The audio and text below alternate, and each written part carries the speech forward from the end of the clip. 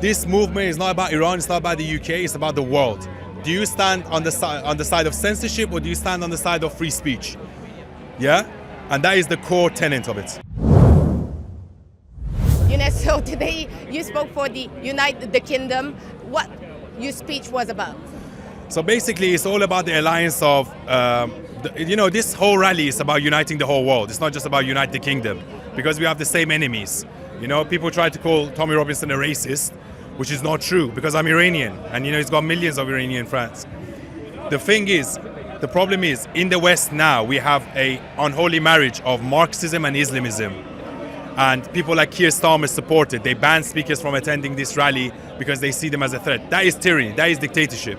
That is racism itself, actually, because they try to call us racist, but they're the racists themselves, because if you're a certain person with a certain color, they expect you to have a certain opinion, which is racism itself, So, look, this is a global movement. It's not just about uniting the kingdom. Iranians are with Tommy, Israelis are with Tommy, Canadians like yourself, Americans. We stand on the right side of history. We stand with the truth. We don't stand with censorship. There should be a free flow of ideas in the world. And whoever tries to censor you are the bad guys. Yesterday, we were together at Whitechapel when there was someone saying, behead all the Jews on camera like this, yeah? You man are gonna get beheaded one by one, you dirty Jews. We got Palestine. No. Yeah? What are you going to do? Free Palestine. Yeah, Free Palestine. from the river to the sea, blood. Now, can you imagine if someone from the Tommy Robinson rally came and said, let's behead all the Muslims?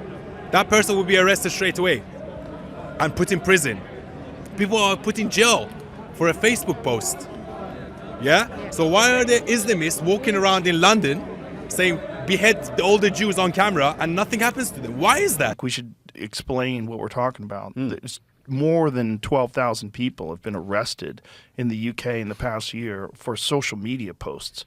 And if you read some of those social media posts, they're not even remotely terrifying. It's not like I'm going to grab a knife and go cut the head off of every immigrant I see. Like, hey, buddy, maybe we should lock this guy up and evaluate him. He sounds like a crazy person. Like, no, the immigrants are coming into this fucking country and creating all this crime.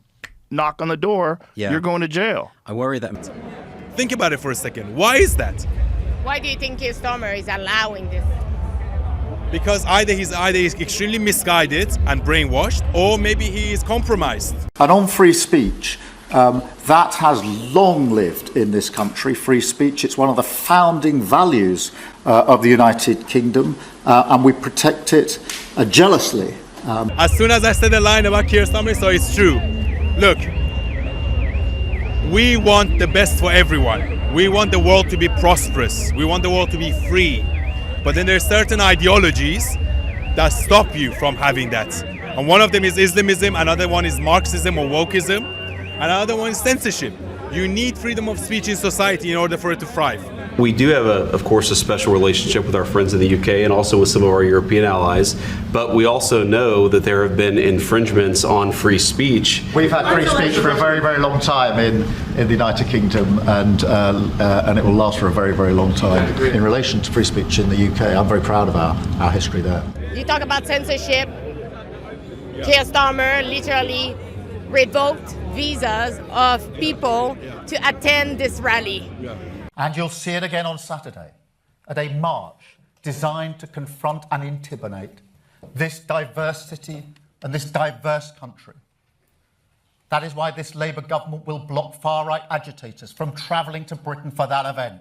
Because we will not allow people to come to the UK to threaten our communities and spread hate on our streets.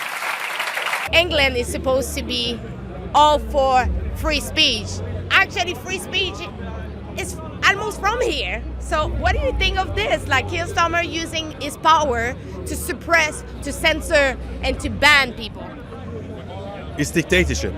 It's literally like what Stalin used to do. They call him Stalin, Starmer. It's actually true.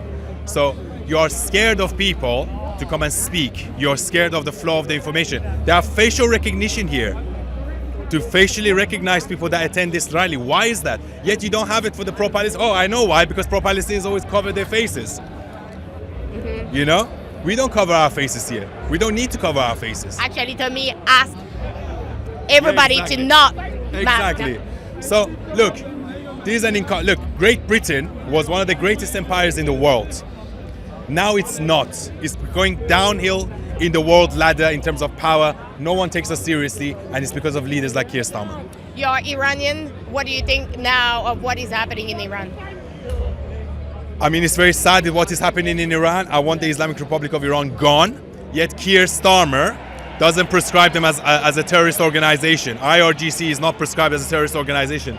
Mujtaba Khamenei, the current Ayatollah of Iran, has properties north of 100 million pounds in London, in Bishop's Avenue. Outside the Israeli embassy, he's got a couple of flats.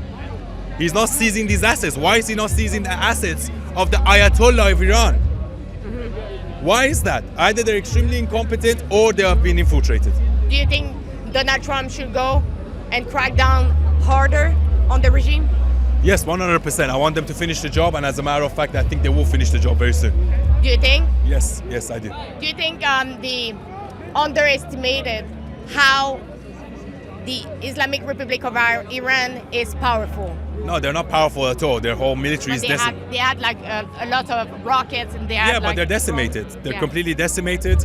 And also the Strait of Hormuz, that's an international waterway.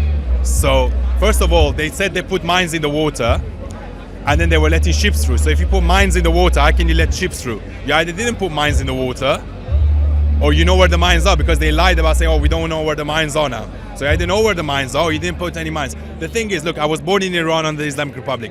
These people, they bluff. They try to pretend to be more powerful than they are, you know? And the only reason why they haven't collapsed is because they don't leave. They just don't leave. So like, what do? It's like an abusive father that wouldn't leave the house. You have to come and physically get this virus out. Yeah? Do you have a message for all the Iranian diaspora? I have look. I'm a citizen of the universe. Yeah, I was born in Iran, but I live here. I'm a British citizen. This movement is not about Iran. It's not about the UK. It's about the world. Do you stand on the side of censorship, or do you stand on the side of free speech? Yeah, and that is the core tenet of it. I hope you enjoyed my full report. In the meantime, if you can, please go over TommyReport.com, chip in what you can to make sure that I offset my travel expenses so I can come back and report on those important stories. So I repeat, it's TommyReport.com. Thank you in advance, and don't forget to share that video. Please share the truth.